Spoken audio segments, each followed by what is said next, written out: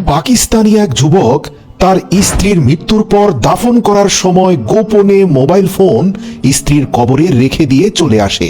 অতঃপর সেই মোবাইল ফোনে কল করা মাত্রই মোবাইল ফোনটি রিসিভ হয়ে যায়। প্রিয়তমা স্ত্রী কবরের ভেতর বেঁচে আছে এই আশার আলো নিয়ে রাতের গভীরে সেই যুবক কবর খননে চলে যায়। কিন্তু কবর খনন করে এমন পরিস্থিতির মুখোমুখি হয় যা আপনার হৃদয় অন্তর আত্মাকে কম্পিত করবে। প্রিয় দর্শক, এটি আদিল নামক এক পাকিস্তানি যুবকের জীবনের সত্য ঘটনা। পাকিস্তান গোয়েন্দা পুলিশ দীর্ঘ 1 সপ্তাহ ধরে কোমর বেঁধে তদন্ত করে এই ঘটনার রহস্য উন্মোচন করে। আজ আপনাদেরকে পুরো ঘটনাটি ভিকটিম আদিলের জবানবন্দি থেকে হুবহু পড়ে শোনাচ্ছি। আদিল বলে, আমার বিয়ের মাত্র 3 মাস হয়েছিল। এমন সময় আমি আমার স্ত্রীর মৃত্যুর বেদনাদায়ক সংবাদ পেলাম। আমি এটা কিছুতেই মেনে নিতে পারছিলাম না যে আমাকে যে এত ভালোবাসতো, যার সাথে আমি এখনো ভালো করে আমার ভালোবাসাও প্রকাশ করতে পারিনি, আমার সেই প্রাণ প্রিয় স্ত্রী এত জলদি আমাকে ছেড়ে এই দুনিয়া থেকে চলে যাবে। আমি তার প্রতি আমার ভালোবাসার পূর্ণতা আদায় করার জন্য চেষ্টার কোনো ত্রুটি করিনি। সে যেমনটা চাইতো আমি ঠিক তাই করতাম। কিন্তু জিন্দেগি আমাকে এত বড় কষ্ট, দুঃখ এবং আঘাত দিয়েছে যে আমার স্ত্রী ভরা যৌবনে আমাকে ছেড়ে চলে গেল। আমার স্ত্রীর মৃত্যুর পরেই মূল ঘটনার শুরু। যে ঘটনা শুধু আমাকে মানসিকভাবে বিপর্যস্তই করেনি, বরং অনেক সম্পর্কের আসল পরিচয় আমার সামনে প্রকাশ হয়ে যায়। আমার অনেক নিকট আত্মীয়দের আসল চেহারা আমার সামনে প্রকাশ করে দিয়েছে। যেইমাত্র আমার স্ত্রীর মৃত্যুর সংবাদ ছড়িয়ে পড়ে, সঙ্গে সঙ্গে আমার স্ত্রীর পরিবারের লোকেরা আমার বাসায় আসলো। আমার স্ত্রীর মা অর্থাৎ আমার শাশুড়ি আমাকে নানাভাবে কথা শোনাতে লাগলো। তিনি বলতে লাগলেন, তুমি আমার মেয়েকে মেরে ফেলেছ। বিয়ের সময় আমার মেয়ে অনেক খুশি ছিল। আমার মেয়ে আমাকে বলেছিল এখন শুধুমাত্র এই ঘর থেকে তার মৃতদেহই বের হবে। কিন্তু তুমি তো সত্যি সত্যি অত্যাচার করে আমার মেয়েকে মৃত্যুর দুয়ারে নিয়ে গিয়েছ। এখানে বলে রাখি, আমার স্ত্রী মারা গিয়েছে আমার শ্বশুর বাড়িতে। কিন্তু তারপরেও আমার শাশুড়ির বক্তব্য হচ্ছে তাকে আমাদের বাড়িতে আমরা এত অত্যাচার করেছি যে সে এখান থেকে আধমরা হয়ে নিজের বাড়িতে গিয়ে মৃত্যুবরণ করেছে। আমার শাশুড়ি আমাকে উচ্চস্বরে বলছিল, তোমার কি একটু লজ্জা করে না? নিশ্চয়ই তুমি আমার মেয়ের উপর অনেক জুলুম অত্যাচার করেছ। আমার মেয়ে আমার কাছে কোনো কিছুই বলেনি। সকল দুঃখ কষ্ট নিজের মনের মধ্যে চাপিয়ে রেখে ঢুকরে ঢুকরে মরে গিয়েছে। এদিকে আমি ভাবছি বিয়ে হয়েছে মাত্র 20 দিন হলো। এখন পর্যন্ত আমার স্ত্রীর সাথে তেমন কোনো সম্পর্ক তো আমার স্থাপন হয়নি। তার সাথে খুব ভালো মনের আদান প্রদান হয়েছে ঠিক, কিন্তু পরস্পর এখনো পর্যন্ত ঘনিষ্ঠ হতে পারিনি। তাহলে তার উপর জুলুম অত্যাচার করলাম কখন? আদিল অকপটে তার জবানবন্দিতে বলে, লজ্জার সাথে বলতে হয়, আমার ইচ্ছে থাকা সত্ত্বেও আমার স্ত্রীর সাথে আমি শারীরিকভাবেও একবারের জন্য ঘনিষ্ঠ হতে পারিনি। কারণ আমার স্ত্রী এতটাই লাজুক প্রকৃতির ছিল যে আমি যখনই তার কাছে ঘনিষ্ঠ হতাম তখনই সে লজ্জায় চেহারা অন্যদিকে ঘুরিয়ে রাখত। কিন্তু সে যে আমাকে অপছন্দ করত বা ঘৃণা করত এমনটাও তার আচরণে প্রকাশ পায়নি, বরং তার মনোভাব দেখে মনে হতো সে আমাকে খুবই ভালোবাসে। তো এভাবে ইঁদুর বেড়ালের মতো লুকোচুরি করে 20টি দিন কেটে গেল। এরপর একদিন তার বাবা এসে তাদের বাড়িতে নিয়ে গেল, আর 2 দিনের মাথায় তার মৃত্যুর খবর। বিষয়গুলো ভাবছিলাম, আর এদিকে আমার শাশুড়ি উচ্চস্বরে আমাদের বাড়িতে বলছে, আমার মেয়ের সাথে করা প্রতিটি অন্যায় জুলুমের পাপের হিসাব তোমাকে দিতে হবে। তুমি আমার মেয়ের উপর অনেক অত্যাচার করেছ। এছাড়াও আরো একটি বড় ঘটনা ঘটে গেল যা আমাকে আরো বেশি পেরেশানির মধ্যে ফেলে দিয়েছিল। আমার স্ত্রীর পরিবারের লোকেরা বলতে লাগলো আমাদের মেয়ের মৃত লাশ আমাদের বাড়িতে দাফন হবে। কিন্তু আমার বাবা মা বারবার তাদেরকে বলছিল, দেখুন বেআইন সাহেব, আপনার কন্যা আমাদের বাড়ির বউ। সে আপনাদের বাড়িতে মৃত্যুবরণ করলেও তার দাফন কাফন আমাদের বাড়িতেই হওয়া উচিত, এটাই শরীয়তের বিধান। কিন্তু তার মা তা হতে দিল না। কঠোর ভাষায় বলল, তাকে তো শেষ করে দিয়েছেন, এখন লাশটাও নিয়ে যেতে চান? তাকে আমাদের এখানেই দাফন করা হবে। এমনকি আমার স্ত্রীর পরিবারের লোকদের মধ্য হতে একজন ব্যক্তি আমার সাথে এসে খুব জেদের সাথে জাতা ভাষায় গালাগাল করতে লাগলো, এবং শেষ পর্যন্ত তিনি যে কথা বললেন সেটা হচ্ছে, কোনো অবস্থাতেই আমাদের মেয়ের লাশ আমরা আপনাদের হাতে তুলে দিতে পারি না। আমি মানসিকভাবে অনেক ভেঙে পড়েছিলাম। আসলে সত্যি বলতে কি, তার চেহারা, হাসি কোনো কিছুই ভুলতে পারছিলাম না। তাই তার দাফন কাফন যেখানেই হোক না কেন আমার দায়িত্ব ছিল তার সঙ্গে থাকা। তাই আমিও আমার স্ত্রীর মৃতদেহের সাথে তাদের বাড়িতেই রয়ে গেলাম। আমি আমার স্ত্রীকে কবরে দাফন করার সময় অনেক বেশি পেরেশানি অবস্থায় ছিলাম। তাই আমি যখন আমার স্ত্রীকে কবরের মধ্যে রাখতে গেলাম তখন আমার সারা শরীর কাঁপতে লাগলো। আমার নিজের মৃত্যুর কথা স্মরণ হতে লাগলো। আমার ইচ্ছে করছিল আমার স্ত্রীর সাথে আমিও এই দুনিয়া থেকে চলে যাই, কিন্তু আমার পক্ষে তা করা সম্ভব ছিল না। সেই মুহূর্তে হঠাৎ কে যেন আমাকে পেছন থেকে ধাক্কা দিল। আমি পেছনে ঘুরে তাকিয়ে দেখলাম যে লোকটি দাঁড়িয়ে রয়েছে সে মূলত ওই ব্যক্তি যে কিছুক্ষণ আগে আমাকে খুব মন্দ ভাষায় গালাগাল করছিল। সে ব্যক্তি বলতে লাগলো, আরে ভাই, এখন কি তুমিও তোমার স্ত্রীর সাথে কবরে শুয়ে পড়বে নাকি? তাড়াতাড়ি কবর থেকে উঠে আসো, আমার কাছে এই ব্যক্তির ব্যবহার অনেক অদ্ভুত এবং ঘৃণা ভরা মনে হচ্ছিল। আমি কবর থেকে উঠে কিছুটা পিছিয়ে আসলাম। তারপর দ্রুত কবরের মাটি চাপা দেয়া হলো। এরপর সেই লোকটি সবার উদ্দেশ্যে বলতে লাগলো, এখন এই কবরে ইসলামের পরিপন্থী পদ্ধতিতে কোনো আনুষ্ঠানিকতা করা যাবে না, কোনো দোয়া হবে না, সবাই যার যার ঘরে চলে যান। তারপর তিনি আমাকে বলতে লাগলেন, আর তুমি মিয়া, এবার কি স্ত্রীর শোকে মাতম করতে করতে এই দুনিয়া থেকে চলে যাবে? যাও, তুমিও তোমার ঘরে ফিরে যাও। এখন আর এসব নাটক করো না।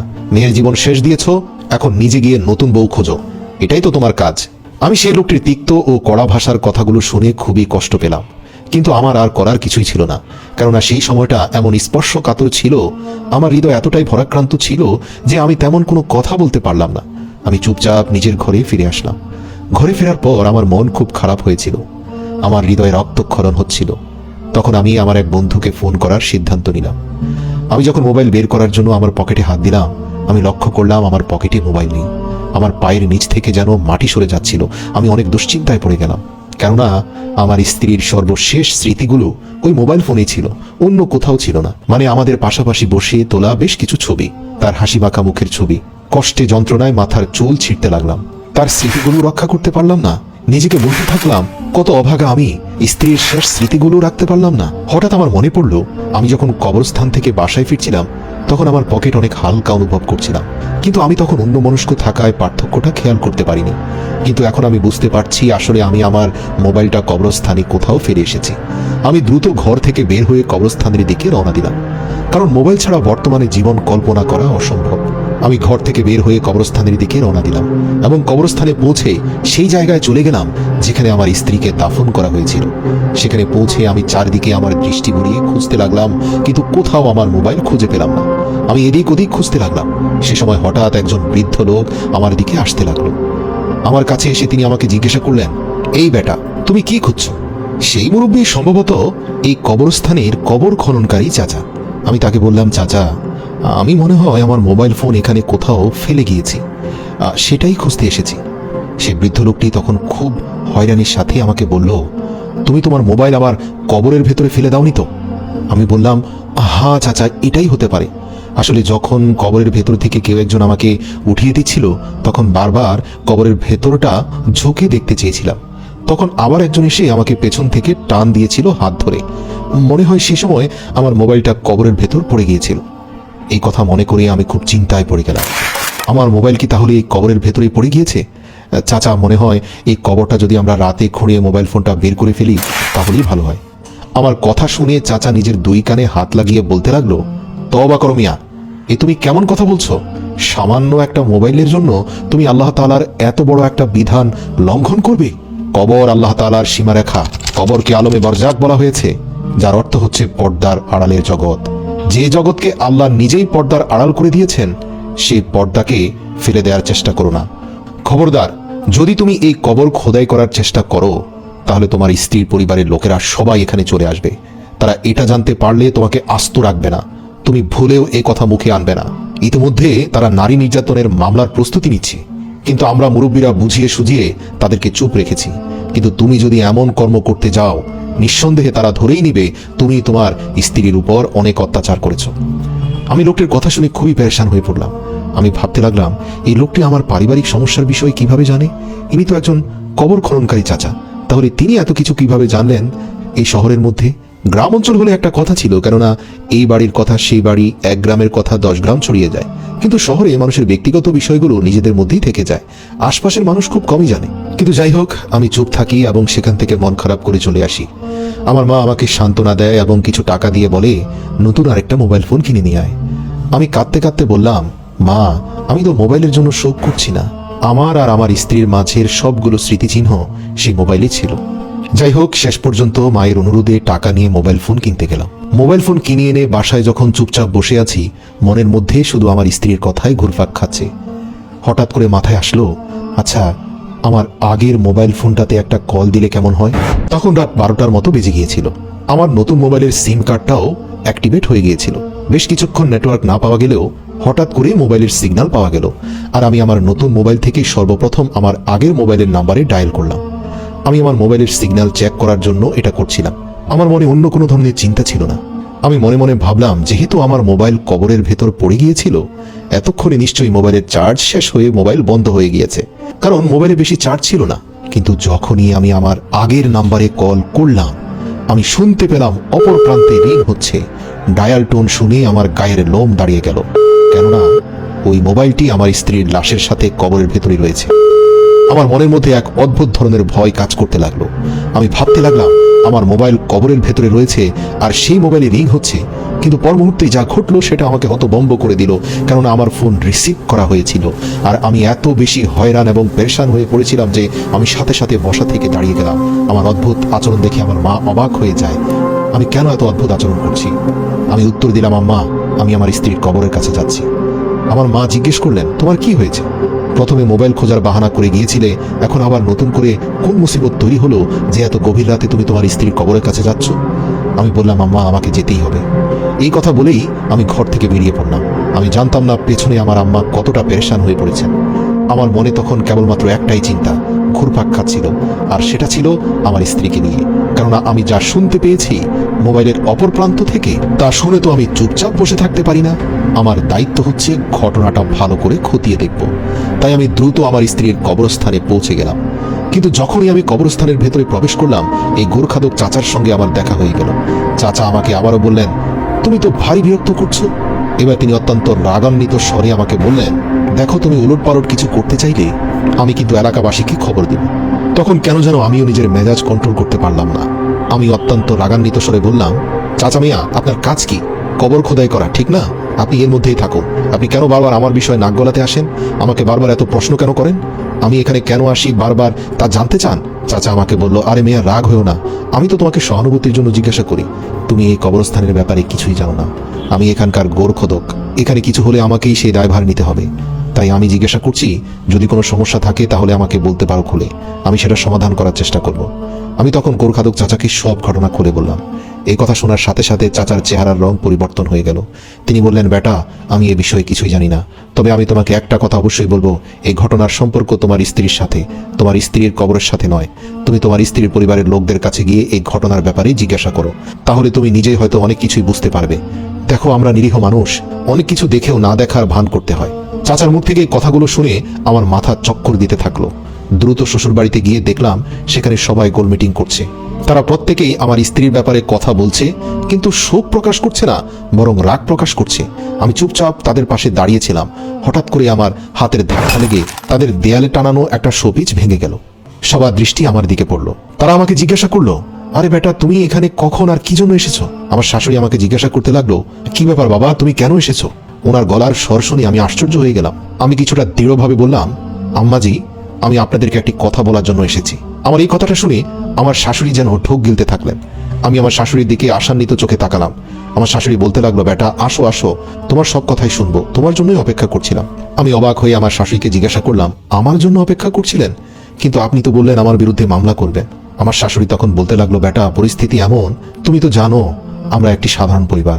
কাল থেকে আমার এক ভাগিনা ঘরে আসছে না। সে হঠাৎ করে এমনভাবে গায়েব হয়ে গিয়েছে যে আমার বোন খুব পেরেশান হয়ে পড়েছে। দয়া করে তুমি কি তাকে খুঁজে দিতে পারবে? আমি যেন আকাশ থেকে পড়লাম। আমি এসেছি আমার স্ত্রীর ব্যাপারে প্রশ্ন করতে, এবং তার চেয়ে বড় কথা হলো তাদের বাড়ির একজন কন্যা সন্তান মারা গিয়েছে। সেই মেয়ের ব্যাপারে তাদের কোনো আফসোস নেই, তারা আছে অন্য কোন ভাগিনার হারিয়ে যাওয়ার টেনশন নিয়ে। আমি যেন বিশ্বাসই করতে পারছি না, এই পরিবারের সবগুলো কর্মকাণ্ড খুবই রহস্যময়। আমার শাশুড়ি আমাকে বোঝাতে থাকলেন, দেখো, আমার বোনের একমাত্র ছেলে, সে যদি না থাকে তার মাকে বাঁচানো যাবে না। তুমি তো জানো অনেকদিন থেকে এদের সাথে আমাদের মনোমালিন্য চলছে, কিন্তু এই ঘটনার পর আমরা দুইটি পরিবার আবার একত্র হয়ে গিয়েছি। এই কথা শুনে আমি তাকে আশ্বস্ত করলাম যে ঠিক আছে, আমি আপনার বোনের ছেলেকে খুঁজে বের করব। কিন্তু বাসায় এসে আমি চুপচাপ বসে থাকতে পারলাম না।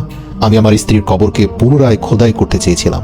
আমি চেয়েছিলাম আমার স্ত্রীর কবর আরেকবার খোদাই করে যাচাই করে দেখতে, কারণ আমি যা শুনতে পেয়েছিলাম এরপর থেকে আমি আমার মনে কোনো মতেই শান্তি পাচ্ছিলাম না। আমি চাইছিলাম যে আমি আমার স্ত্রীর কবরকে পুনরায় খোদাই করব। গভীর রাত 2টার দিকে আমি কবরস্থানে যাওয়ার সিদ্ধান্ত নিয়ে নিলাম, কারণ আমার কাছে মনে হচ্ছে আমার স্ত্রীর কবর খুঁড়ে দেখা ছাড়া এই দুনিয়ায় আমার পক্ষে বেঁচে থাকাই সম্ভব নয়। আমি নিশ্চিত ছিলাম রাত 2টা বাজে কবরস্থানের সেই গোরখাদক চাচাও আমাকে বিরক্ত করতে পারবে না। নিঃসন্দেহে রাত 2টায় কেউ সজাগ থাকে না, সবাই ঘুমিয়ে পড়ে। মনে মনে ভাবতে লাগলাম, এত বড় ঘটনা ঘটে গেল, আমি কিভাবে চুপচাপ বসে থাকবো? আমি সমস্ত প্রস্তুতি গ্রহণ করলাম এবং রাত 2:30টার দিকে আমার স্ত্রীর কবর খোদাই করা শুরু করে দিলাম। আমি এটা দেখে অবাক হইনি যে কবরের মাটি অনেক নরম মনে হচ্ছিল যে কিছুক্ষণ আগেই এই কবরের মাটি চাপা দেওয়া হয়েছে। আমি তাড়াতাড়ি কবরের উপর থেকে মাটি সরালাম, কিন্তু বাঁশের স্ল্যাবগুলো উঠাতে আমার 5 মিনিটের বেশি সময় লাগলো না। আমি তখন এতটাই জোশের মধ্যে এবং তাড়াহুড়া করছিলাম, আমি হয়তো তখন বড় বড় পাহাড়ও কেটে ফেলতে পারতাম। কিন্তু যখনই আমি বাঁশের স্ল্যাবগুলো সরালাম, সঙ্গে সঙ্গে আমি আরেকটি বড় ধাক্কা খেলাম। সামনের দৃশ্য দেখে আমার বুক কেঁপে উঠল, আমার চেহারায় ঘাম দেখা দিল। আমি এতটাই পেরেশান হয়ে পড়লাম যে আমি কি করব কিছুই বুঝতে পারছিলাম না। কেননা আমি দেখতে পেলাম কবর একদম খালি। কবরে আমার স্ত্রীর লাশ, কাফন অথবা আমার মোবাইল কিছুই ছিল না। আমি তো আমার মোবাইল খোঁজার জন্য এসেছিলাম, কিন্তু এখন তো আমার সামনে নতুন আরেক কাহিনী খুলে গেল। যখন আমি আমার নাম্বারে কল করেছিলাম, তখন কেউ একজন আমার কল রিসিভ করেছিল, যার ফলে আমার মনে হয়েছিল যে আমার মোবাইল কবরের ভেতর নেই, কেউ হয়তো আমার মোবাইল চুরি করে নিয়ে গিয়েছে। কিন্তু কিছুক্ষণ পর যখন আমি অপর প্রান্ত থেকে পরের কথাটি শুনলাম, তখনই আমার মধ্যে সন্দেহ দেখা দেয়। কেননা অপর প্রান্ত থেকে কিছুক্ষণ বাতাসের সুঁসুর শব্দ শোনা যায়, কিন্তু তারপরে আমার কানে আরেকটি কণ্ঠস্বরের আওয়াজ ভেসে আসে। আমি শুনতে পেলাম কেউ একজন বলছে, আমার স্ত্রী কবরের মধ্যে অনেক যন্ত্রণায় আছে, অবশ্যই দ্রুত তার নামের ঋণগুলো পরিশোধ করে দিলে সে কবরে শান্তি পাবে। যতক্ষণ পর্যন্ত সে ঋণ পরিশোধ করা না হবে, ততক্ষণ পর্যন্ত সে কষ্ট পাবে। যদি আমি অত্যন্ত গাধা হতাম, তাহলে আমি এই কথাগুলো শুনে বোকা হয়ে যেতাম এবং আমার স্ত্রীর নামের ঋণগুলো পরিশোধ করার জন্য উঠে পড়ে লাগতাম। কিন্তু পরক্ষণে আমি ভাবতে লাগলাম, কবরে আসা ফেরেশতা তো কখনোই মাতৃভাষায় কথা বলবে না। আমি তো শুনেছি তারা আরবিতে কথা বলবে। আর তাছাড়া এটা কিভাবে সম্ভব যে একজন ফেরেশতা আমার ফোন রিসিভ করে আমার স্ত্রীর কবরের আযাবের ব্যাপারে আমাকে বয়ান দিচ্ছে? তাই পুরো বিষয়টা আমার কাছে একটা মিথ্যে সাজানো নাটক বলে মনে হয়েছে। কেননা বাস্তবে এটা কখনোই হতে পারে না। অনেক মানুষেরা এর পূর্বে কবরের ভেতর ক্যামেরা অথবা মাইক্রোফোন রেখে নানান ধরনের পরীক্ষা করার চেষ্টা করেছে, কিন্তু আজ পর্যন্ত কোনো মানুষ নিজ কানে কোনো কবরের ফেরেশতার আওয়াজ শুনতে পায়নি। এটা আল্লাহর গোপন বিষয়, আর এই বিষয়ে আল্লাহই ভালো জানেন।